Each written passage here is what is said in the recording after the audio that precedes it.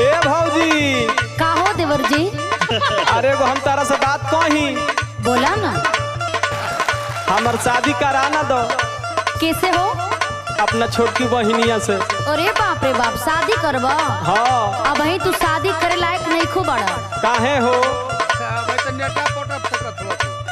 अरे तनी जाके पढ़ लिख के तनी दिमाग वाग तनी बढ़ी तब ना शादी होई। अभी तारा हमारा पर शौके बका। अरे एक पैसा के बुद्धि है नहीं के खाली दे बढ़ा के चलल बड़ा शादी करे। अच्छा सुना सुना। हाँ एगो सवाल हम तोरा से करल चाहत बनी। करो। यदि सवाल का जवाब सही सही दे लेबा तो हमरे छोटकी बहन से तोहार शादी एकदम फिक्स बा।